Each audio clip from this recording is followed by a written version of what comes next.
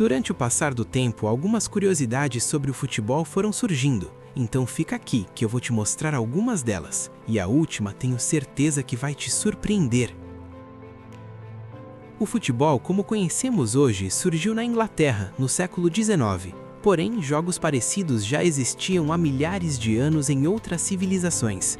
Na China antiga, por exemplo, existia o Cuju, um jogo militar em que se chutava uma bola de couro em direção a uma rede. Na Grécia e em Roma também havia práticas semelhantes. O futebol moderno começou a tomar forma em 1863, quando foi criada a The Football Association, responsável por organizar e padronizar as regras do jogo. A partir daí, o esporte se espalhou pelo mundo, tornando-se o mais popular do planeta. No Brasil, o futebol foi introduzido no final do século XIX por Charles Miller, que trouxe bolas e regras da Inglaterra. Desde então, o país se tornou uma das maiores potências do esporte, transformando o futebol em paixão nacional. Você sabia que a regra do impedimento já foi muito diferente? Quando a The Football Association criou as primeiras regras, em 1863, os jogadores só podiam receber a bola se estivesse atrás dela. Ou seja, praticamente não existia passe para frente. O jogo era mais parecido com o rugby do que com o futebol atual. As primeiras bolas eram bexigas de animais, acredita? Antes da bola moderna, usava-se bexiga de porco inflada e revestida com couro. Em dias de chuva, elas ficavam pesadas e irregulares. Cabecear era bem mais dolorido do que hoje. O primeiro jogo internacional quase não aconteceu.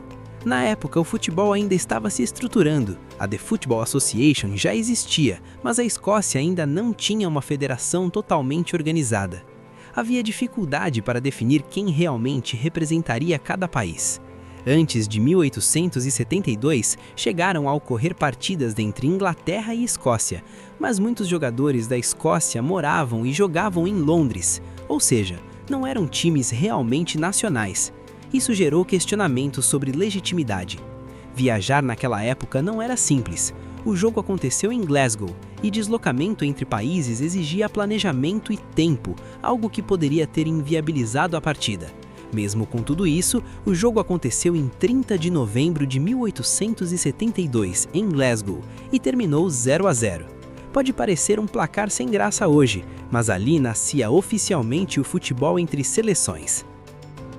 Você acredita que os cartões amarelo e vermelho nasceram por causa de confusão? Na Copa do Mundo FIFA 1966, houve confusão porque jogadores não entendiam quando estavam advertidos, já que o árbitro falava outro idioma. Depois disso, criaram o sistema de cartões inspirado nas cores do semáforo. E se eu te disser que o futebol já foi proibido? Isso mesmo, na própria Inglaterra medieval, reis chegaram a proibir o futebol porque ele causava tumultos e desviava os homens dos treinamentos militares. O dia em que a Copa ajudou a parar uma guerra. Durante a Copa do Mundo FIFA 1970, a seleção do Brasil jogou na cidade de Guadalajara, no México. Na mesma época, a Nigéria vivia uma guerra civil brutal, Guerra de Biafra. O que quase ninguém fala é que em 1969, durante um amistoso do Santos FC, time de Pelé, na Nigéria, foi declarado um cessar-fogo temporário para que as pessoas pudessem assistir ao jogo. Por 48 horas, a guerra literalmente parou por causa do futebol. Pode haver debates sobre o impacto real e a duração exata do cessar-fogo, mas o fato se tornou um dos símbolos mais fortes do poder cultural do futebol no mundo. A Copa da Ditadura. A Copa do Mundo FIFA 1978 foi realizada na Argentina, em pleno regime militar liderado por Jorge Videla.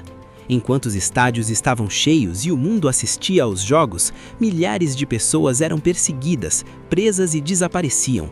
O mais chocante, o principal centro de tortura, a ESMAC, Escola de Mecânica da Marinha, ficava a poucos quilômetros do estádio onde a seleção jogava. O jogo mais suspeito.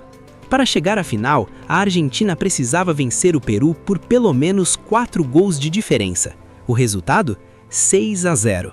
Até hoje existem suspeitas de pressão política e acordos nos bastidores. Nunca foi comprovado oficialmente, mas a partida continua sendo uma das mais polêmicas da história das Copas.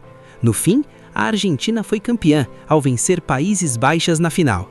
Essa Copa é lembrada não só pelo título, mas como um exemplo de como o futebol pode ser usado como ferramenta política. Agora segura essa! O Brasil quase ficou fora da Copa de 1970.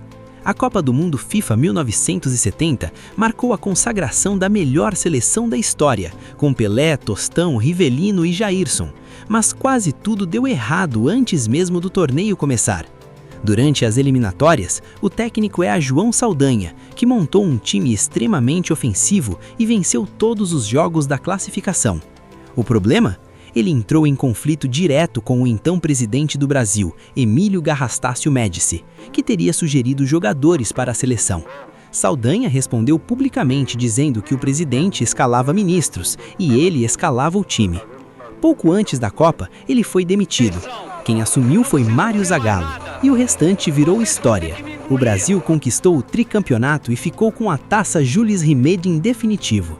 Quase uma crise política tirou do Brasil a chance de ter a seleção mais icônica de todos os tempos. Se você gostou, se inscreva, curta e compartilhe para mais conteúdos como esse. Até o próximo vídeo. Tchau!